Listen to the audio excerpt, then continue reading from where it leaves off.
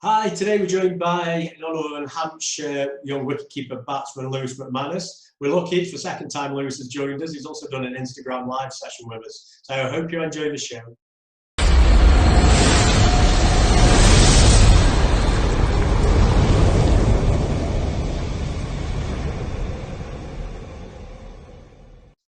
Lewis, great to see you. How are you keeping?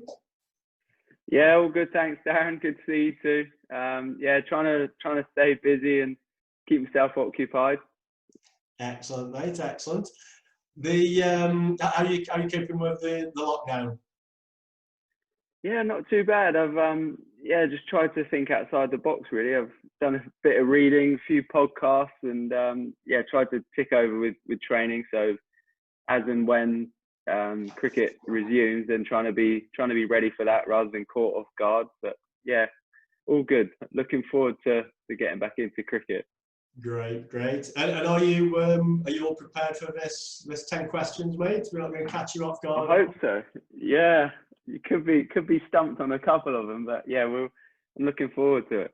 Right. Okay. Right. Well, we'll get straight into it. So nice, easy one to start with. Who was your sporting hero growing up, Lewis? It's quite a tough one to pinpoint. I reckon I had quite a few. Like I've just throughout the years just been a sports fan on the whole, really. I think maybe my earliest one, I would say like 2005 Ashes, like Freddie Flintoff. I think that was pretty early on. That sticks out to me. Just very entertaining. Kind of similar to Ben Stokes at the moment, I reckon. Just always in the thick of it. Sort of just an all-round match winner for his team. And then Tiger Woods, I think in golf again, similar attributes, just relentless, so successful. So I think those two for me stick out as a young kid. But I know recently there's been a craze for it, but I've just finished watching The Last Dance, and I think recently probably the Michael Jordan documentaries maybe added him to that group. I think just the dedication, the will to succeed, and just the hours put in. I think that kind of mindset and determination really appealed to me. I think anyone who's got those attributes in their sport really appeals to me. Yeah, I think a lot of sportsmen have been watching the Michael Jordan thing and been quite moved by it. Yeah, I know. I think for a few days, I think anything I saw on Twitter was all about The Last Dance and Michael Jordan. Yeah, excellent. Okay, question number 2. Who's the funniest player in the Hampshire changing room? This is a tricky one.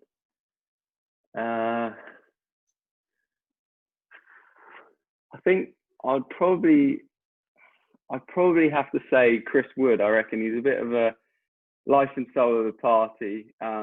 Always joking around, but obviously when we're playing, fully submerged and sort of fully on for the games. But outside of that, always got a joke up his sleeve or messing around, and he's perfect.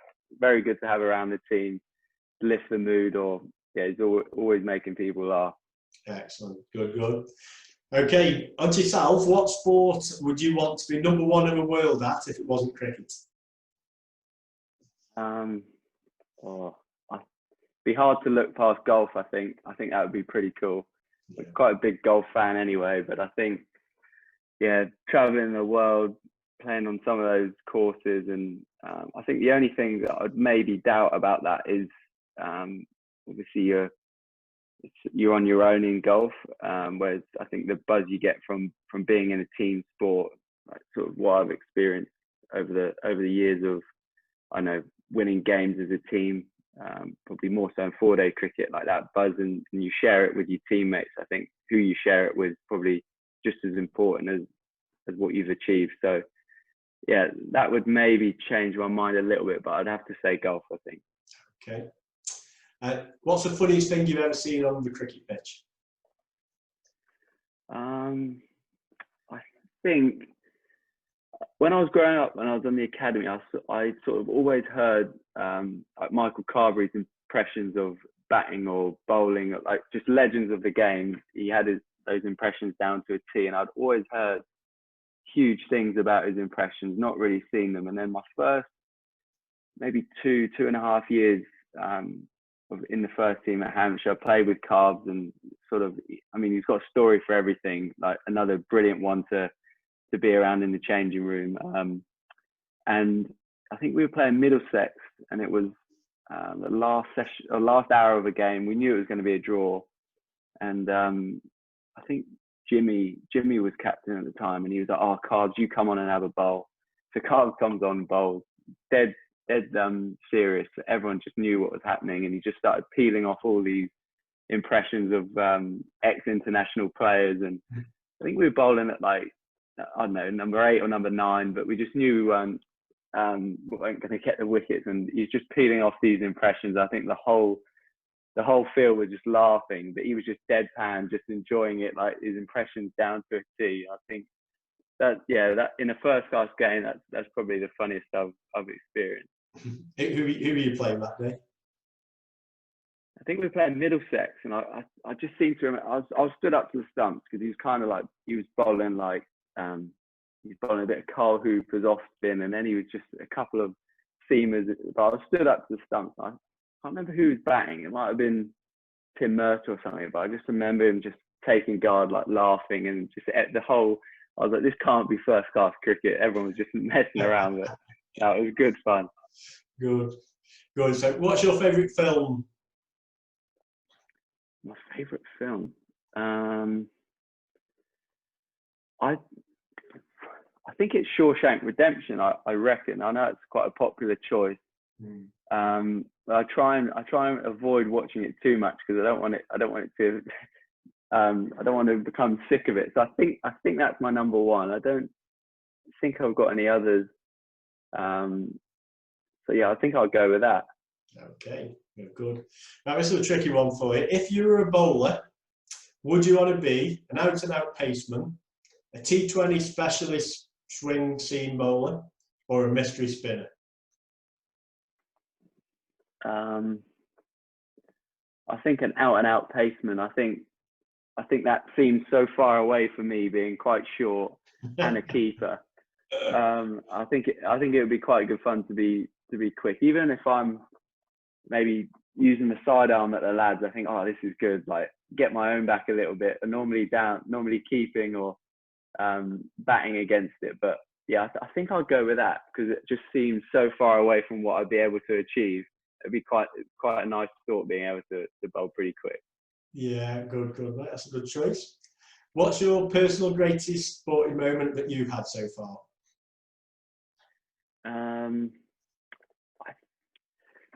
I think I think I'd always choose a team moment. Like I said, that feeling of winning with a group of your mates that you've been through, maybe up and down, sort of bad times, good times. So I think I would choose the 50 over cup that we won 2 years ago at Lords. I think, yeah, that was awesome. I think we'd had a great comp, and even games where we were like, oh, we might have messed this up, we're not going to get over the line in this game, we just found a way to win. And I think that was really cool. It wasn't glamorous the whole comp. We didn't play brilliantly every game, but we found a way to get over the line. And as a kid, I always went to what was the C&G final. I went with my dad and my grandparents. I used to go every year and watch. I think it seemed to be Gloucester and Worcester pretty much every year. We used to go and watch that, and then to be out there playing with Hampshire was awesome. But it's a shame the day just flew by quicker than, like, it's sort of done before you know. So that, and then probably my first class debut. I think obviously being on the academy at Hampshire, you're constantly looking at that as your goal. And then I know probably 4 or 5 years of work from the academy, and then off the academy goes into that. So then on a personal note, I'd say my debut. Excellent. Okay, going with a Hampshire changing room, who's got the best and worst musical tastes? Oh, I'm gonna keep him in this because he's only just retired. But worst music taste will no doubt be Jimmy Adams. Even not so much in the dressing room because I think doesn't really put it on in the dressing room. But if we're in the gym and if someone's not on the speakers and they give him the opportunity, straight in there, puts his phone on and his old school rock, and the gym just starts to empty. Everyone's leaving, and then he's in there on his own. I'd probably find that the best musical taste then if it's old school. Yeah. So I'd have to say him, and I think the whole squad would back me on that. And I think best music. I'll tell you what, Brad Taylor's into his music. He's always digging out the up and coming best songs, and always, I don't know, if we're on a bus somewhere, he's always got his portable speaker, sets it up for the lads. So I'd have to go with him for the best. Okay, good. And would you rather be, at these three, would you rather be a rock or pop star, a famous actor, or a famous scientist? I reckon I'd say an actor, just because the thought, I don't know, a rock star I think is cool. Like, you'd obviously travel the world, you'd have a great time. I think actor for me. I think, yeah. So I don't know. Movies maybe appeal to me a little bit more than rock concerts or something. So I reckon it would be pretty cool to be, yeah, in a film with, I don't know, big famous actors. I don't know, like a Tom Hanks or something. I think featuring in something like that, I think would be pretty awesome. And then, yeah, for people to watch if it's obviously a successful film, I think that would be pretty cool. You never know, we might be doing a documentary like the Michael Jordan one day in the future for you, mate. Yeah, we'll see on the lockdown, on what I've been doing at lockdown. Yeah. Right, final question, you'll be glad to know. Who would be your 3 ideal dinner guests? 3 ideal dinner guests. I